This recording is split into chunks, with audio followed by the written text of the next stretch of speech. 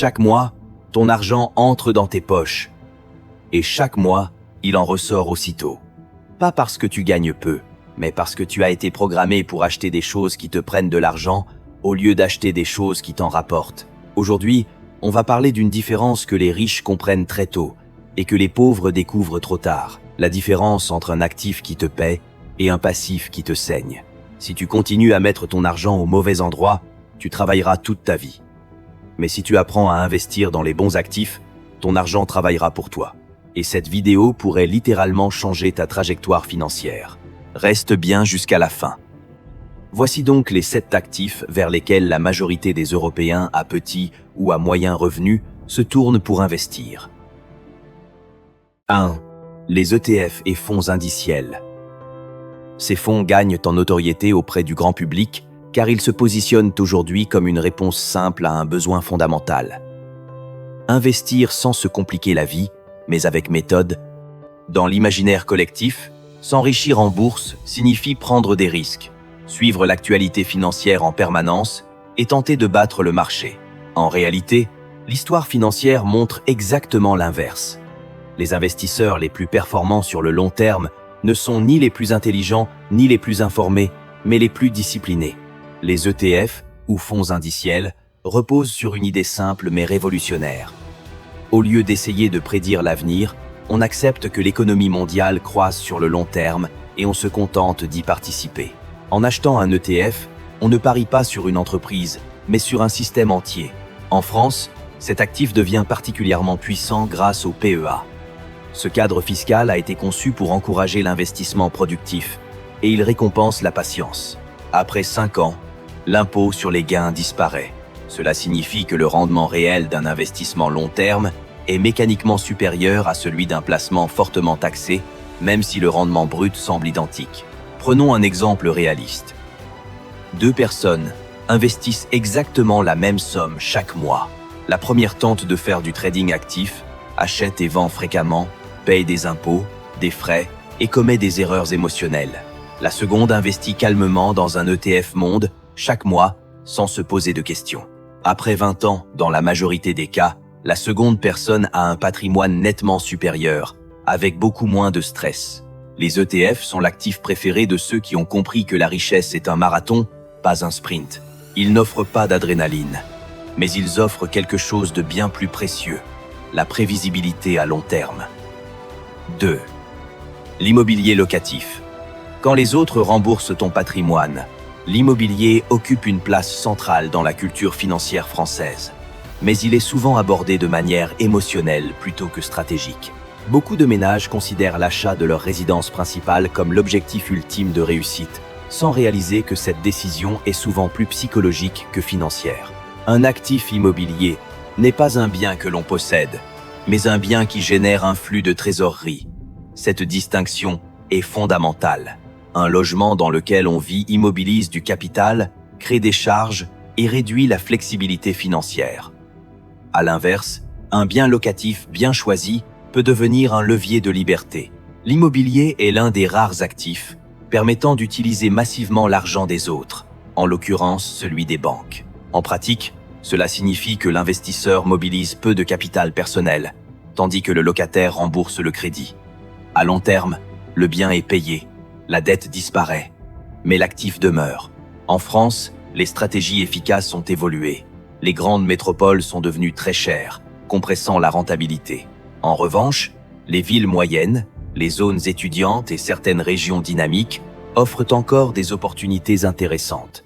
La location meublée, notamment en colocation, permet d'augmenter les loyers tout en bénéficiant d'une fiscalité avantageuse grâce aux amortissements. Un investisseur discipliné peut ainsi construire, sur 10 ou 15 ans, un parc immobilier qui génère des revenus suffisants pour couvrir ses dépenses courantes. Ce n'est pas une promesse de richesse rapide, mais un processus méthodique de transfert de richesse depuis le système bancaire et locatif vers son patrimoine personnel. 3. Les compétences monétisables. La source première de tous les autres actifs. Avant de posséder des actifs financiers, il faut être capable de générer de l'excédent. Et cet excédent provient presque toujours d'une compétence. C'est pourquoi les compétences doivent être considérées non pas comme un simple outil de travail, mais comme un véritable actif économique. Une compétence monétisable est une capacité qui répond à un besoin réel du marché et pour laquelle des personnes ou des entreprises sont prêtes à payer. En 2026, le marché du travail est profondément transformé par le numérique et l'intelligence artificielle. Mais paradoxalement, la valeur des compétences humaines bien ciblées n'a jamais été aussi élevée. Un individu capable de créer du contenu, d'automatiser des processus, de vendre des idées ou de structurer des systèmes peut générer des revenus bien supérieurs à ceux d'un salarié classique. Et surtout, ces revenus peuvent ensuite être réinvestis dans des actifs passifs. Historiquement, presque toutes les grandes fortunes ont commencé par une compétence. Qu'il s'agisse de technique, de commercial ou de créative, cette compétence a servi de point de départ pour construire un empire.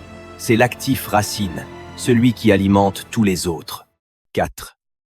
Le business en ligne. Une compétence devient véritablement un actif lorsqu'elle est encapsulée dans un système. C'est précisément ce qu'est un business. Contrairement au travail indépendant, un business n'est pas fondé sur le temps passé, mais sur la valeur produite et distribuée. Les business en ligne offrent un avantage décisif. Ils permettent de découpler le revenu du temps. Une vidéo, une formation ou un logiciel peut continuer à générer de l'argent sans présence constante de son créateur. C'est ce passage du linéaire à l'exponentiel qui fait toute la différence. En France, de plus en plus d'entrepreneurs construisent des actifs numériques parallèlement à leur activité principale. Certains commencent par une simple chaîne YouTube, d'autres par un site ou une newsletter. Avec le temps, ces projets deviennent des sources de revenus autonomes, parfois revendables comme n'importe quel autre actif. Un business bien structuré est l'un des rares actifs capables de transformer une idée abstraite en richesse concrète. 5. Les actions à dividendes. Bâtir un revenu sans vendre son capital. La plupart des investisseurs se concentrent uniquement sur la valeur des actifs, oubliant une dimension essentielle, le revenu. Les actions à dividendes répondent précisément à cet objectif. Elles permettent de percevoir des flux réguliers tout en conservant la propriété de l'actif. Dans une logique de liberté financière, les dividendes jouent un rôle clé. Ils permettent de couvrir progressivement les dépenses courantes sans avoir à liquider son patrimoine. C'est une approche privilégiée par ceux qui cherchent la stabilité plutôt que la spéculation. En Europe, de nombreuses entreprises ont une longue tradition de versement de dividendes. Ces entreprises opèrent souvent dans des secteurs matures mais stables et génèrent des flux de trésorerie prévisibles. Avec le temps, un portefeuille de dividendes bien géré peut remplacer un salaire, offrant ainsi une indépendance financière réelle. 6. L'or et les matières premières. Contrairement aux autres actifs, l'or n'a pas pour vocation principale de produire un revenu. Son rôle est défensif. Il agit comme une assurance contre les excès du système monétaire et les crises économiques. Dans un monde où les dettes publiques explosent et où la création monétaire est massive, les actifs tangibles reprennent de l'importance. L'or, en particulier, conserve une valeur universelle, indépendante des gouvernements et des politiques économiques. Les investisseurs avertis utilisent l'or comme un stabilisateur de portefeuille. Il réduit la volatilité globale et protège le pouvoir d'achat sur le long terme. 7. La propriété intellectuelle. L'actif ultime de l'économie moderne. La propriété intellectuelle représente l'aboutissement logique de la stratégie d'enrichissement moderne. Elle transforme la connaissance, l'expérience et la créativité en actifs transmissibles et durables. Un livre, un cours, une marque ou un concept peuvent continuer à générer des revenus longtemps après leur création. C'est un actif qui combine scalabilité, faible coût marginal et potentiel de revenus à long terme.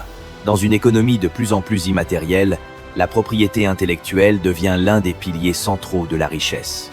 La richesse ne se construit pas par hasard. Elle est le résultat d'une accumulation progressive d'actifs, choisis avec intelligence et cohérence. En 2026, ceux qui comprendront cette logique ne chercheront pas à travailler plus, mais à construire mieux. Si vous voulez vous maintenir dans la richesse, vous devez éviter ces 7 habitudes financières.